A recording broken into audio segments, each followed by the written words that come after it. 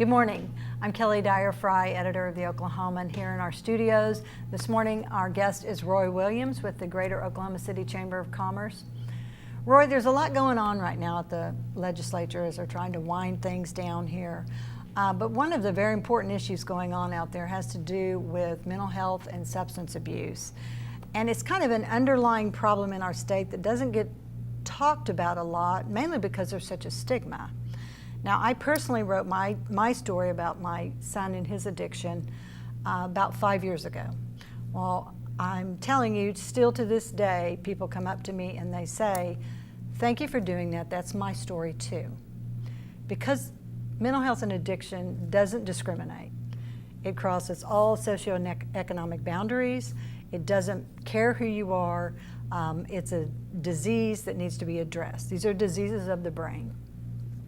But it causes a lot of havoc in our society. And it causes a lot of underlying problems. It affects everything from domestic violence to over-incarceration, our education. You know, kids who live in a home life that is very hectic, they don't do well in school. But there's more to it than just the personal toll. There's a true economic impact here. Can you tell us a little bit about that? Yes, and sort of the way we kind of caught on to this is because of our request by the county to get engaged in the criminal justice system. The county has a problem with overcrowding in the jail. Right. And they came to us and said, you know, we can't solve this problem without the business community being engaged. And so, you know, we go to the table, and what you're saying is what we find. And that is that our county jail, just like our prison system, is overcrowded with people with mental health problems, with drug and alcohol abuse problems, and how this does not only impact our community and society, but how it impacts business. Right. That no one is immune to this, and that a lot of businesses over the years, with really us not knowing internally about their policies, have engaged significantly with treatment facilities because they understand it too. They have seen it touch them, they've seen it touch their employees.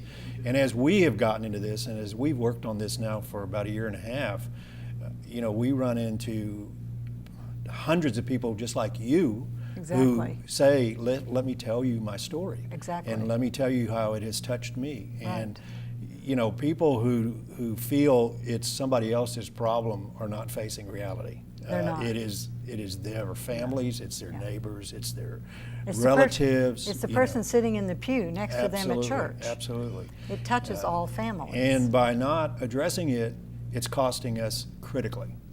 We're having to pay for incarceration of these people instead of treating them, and it's much cheaper to treat. Right. And not only do you help take care of a problem, but you turn them into a contributor to society instead of a cost to society. Exactly. So it's got huge economic implications to the business community.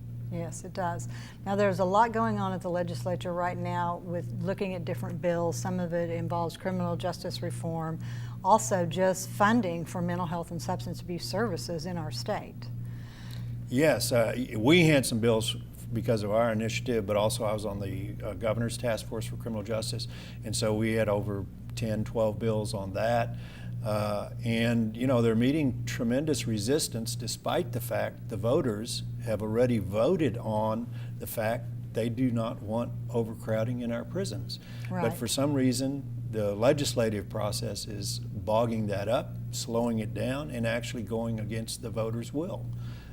And saying, oh no, you know, we do need to incarcerate these people. And the voters of Oklahoma have already said, no, we don't want to do that. Right. We want alternatives. Right. We do want to take care of these people and treat them. So it's frustrating that not only does that manifest itself in trying to undo what the public wants, but also underfunding what the public wants. So there's not only policy, there's appropriations that are both at risk. Right. So that's very problematic. Yeah, so there can be a disconnect between what the people want Absolutely. and what's getting handled at the Capitol. And unfortunately, oftentimes that's the case, that the people are way ahead of the elected officials in terms of what kind of public policy they want. And a lot of elected officials stay true to what they personally believe instead of what their constituents want. Right, right. But, voters have to get involved. Absolutely. Voters have to be engaged. Voters have to call their legislators and say, this is important to us. This is important to our state. Right, and don't ignore it. Don't act Exactly. like it's not there. Exactly. Don't act like it's somebody else's problem. It's a Right. problem of Oklahoma. Right. Well, I wouldn't stand for not talking about it when it impacted my family, because it's an illness. And if my son had cancer, it would be the first thing everyone asked me about. Right. But he suffers from mental health and addiction, and so people don't want to talk about it. We have to talk about Right. it in this state. We have to talk about it, get it out front, and we have to make people understand that it is important to us and that we're behind it. Absolutely. So, well, thank you, Roy, for coming in. Thank you, Kelly. Appreciate it.